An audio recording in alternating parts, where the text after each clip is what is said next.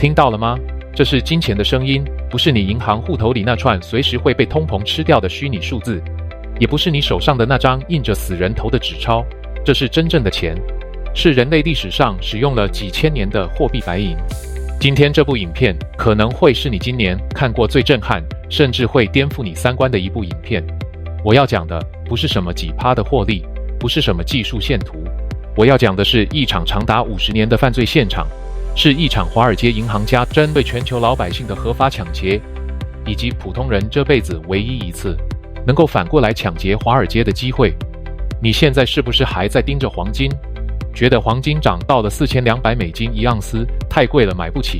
你是不是看着比特币冲上$10万，每天都在懊悔自己10年前为什么没有梭哈？黄金没有梭哈就算了，台积电没有梭哈就算了，当我再三强调白银会翻倍的时候，你有注意到吗？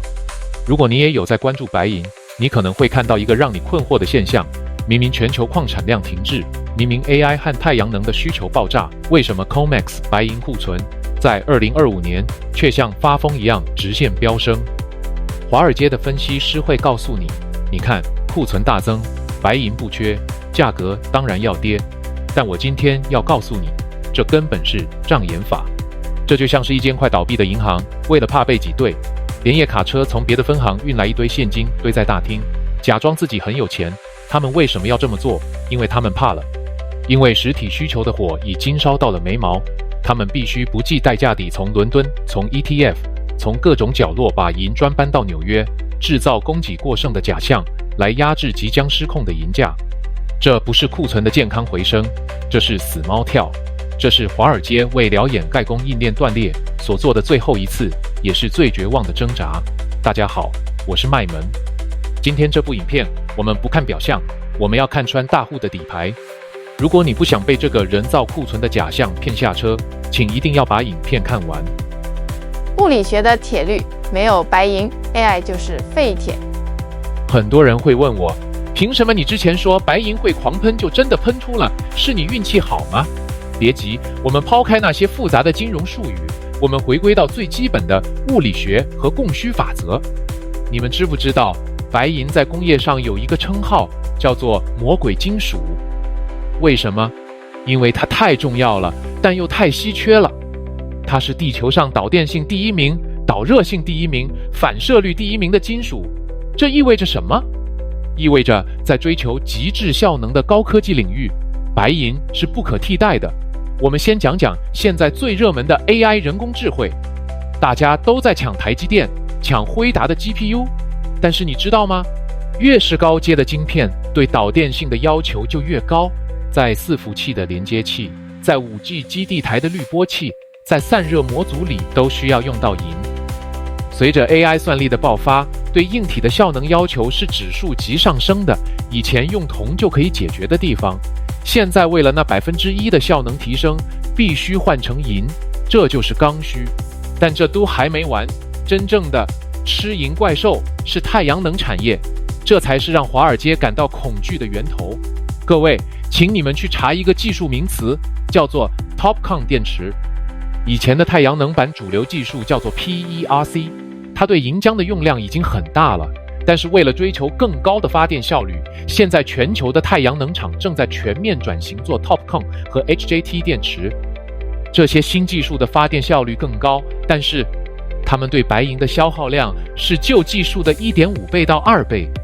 这时候一定有人会反驳，麦门，科技会进步啊，厂商会想办法减少用银量啊，这就掉进了思维陷阱。经济学上有个著名的杰文斯悖论，当技术进步提高了资源的使用效率，反而会导致该资源的总消耗量不减反增。为什么？因为效率变高了，成本变低了，大家就会装更多的太阳能板。2023年，光是全球的光伏产业就消耗了接近2亿盎司的白银，占了全球总产量的20%以上。根据白银协会的预测，随着各国政府为了净零排放拼命盖太阳能电厂，加上技术迭代，到了2025年、2026年，光是太阳能这一个产业，可能就要吃掉全球30%甚至40%的白银产量。这还没算上电动车哦。一台电动车里面用到的白银是一台传统燃油车的2到3倍。每一个开关、每一个继电器、每一块电池管理系统都要用到银。这代表什么？这代表白银已经不再只是拿来做项链、做银币的贵金属了，它变成了跟石油、跟稀土一样的战略物资。但是供给呢？这就是最荒谬也最可怕的地方。面对这样火箭式喷发的需求，全球的白银矿产量竟然是停滞甚至下滑的。而且白银有一个很特殊的属性，它大部分是副产品。全球70%的白银不是从银矿挖出来的，而是从铜矿、锌矿、铅矿里顺便挖出来的。这意味着矿商不能因为银价涨了就单独增加白银的产量，这是不可能的。除非铜和锌的需求也大涨，否则白银的产量就是被锁死的。这就是一个完美的供需差。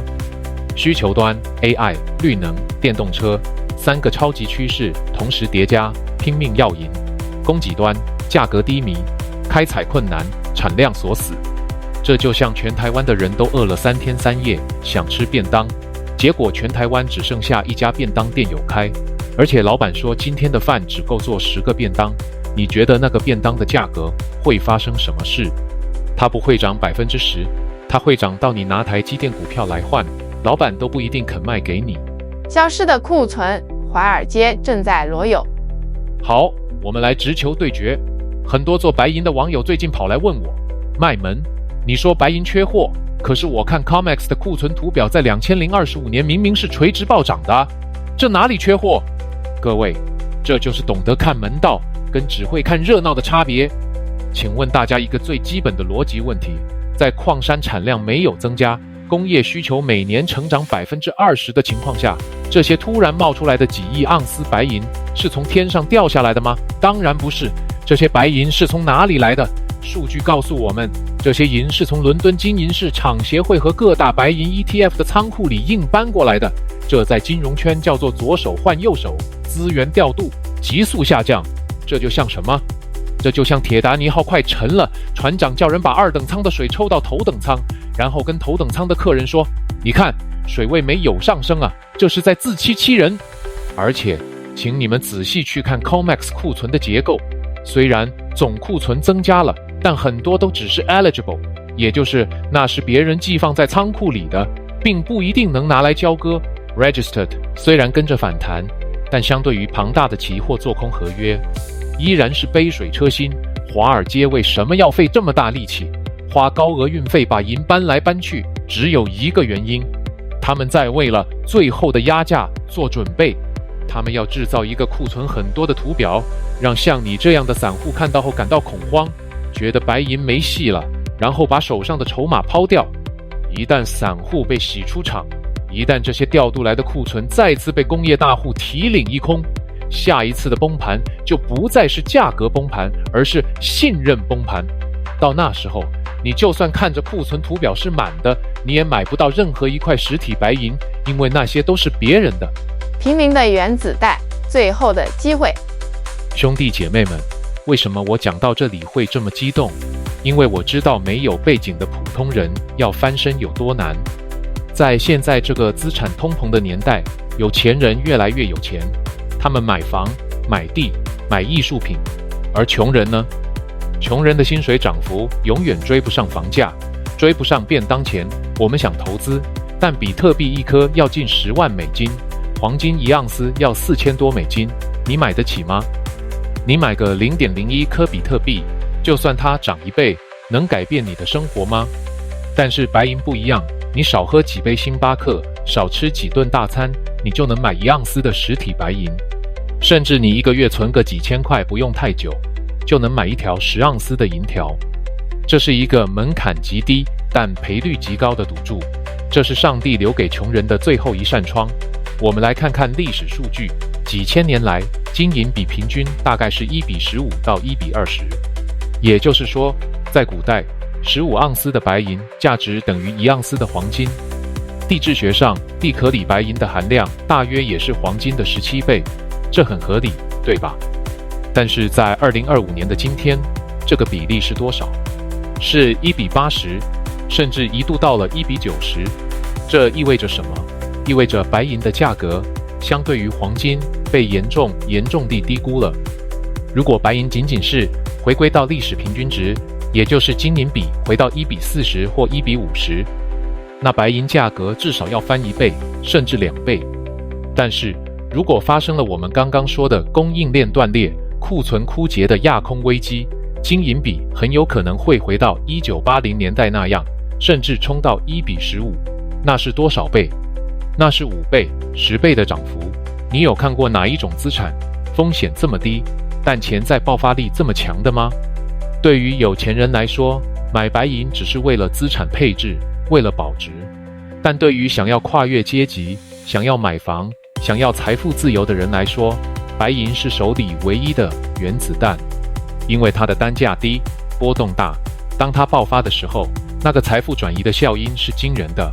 1970年代，亨特兄弟曾经试图垄断白银，银价从1.5美元涨到50美元，涨了30倍。2011年，因为量化宽松，银价也冲到了50美元，而现在基本面比这2次都要强近10倍，但价格却还在一半的位置。你以为你拥有了，其实你一无所有。好，逻辑听起来很完美。那为了方便，我是不是直接买那个代号 SLV 的白银 ETF 就好了？如果你这么想，那你可能正好掉进了华尔街精心设计的最大陷阱里。我不阻止你去买 ETF， 那是你的自由。但是在按下下单键之前，我强烈建议你去读一下它的公开说明书，那里面藏着一行足以让你资产归零的小字，上面写着本基金持有的白银由托管人保管，而且在发生极端市场状况或不可抗力因素时，他们有权利选择现金结算。听懂这句话的恐怖之处了吗？这意味着你买的不是白银，你买的是一张债权。你把钱借给了银行，银行宣称他们帮你买了银。试想一下这个剧本，当未来某一天供应链真的断裂了，工业需求真的引爆了，实体白银价格飞上天，有钱都买不到的时候，银行会怎么做？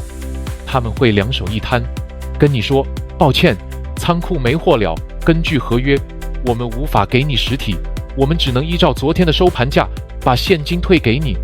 这就是最荒谬的结局。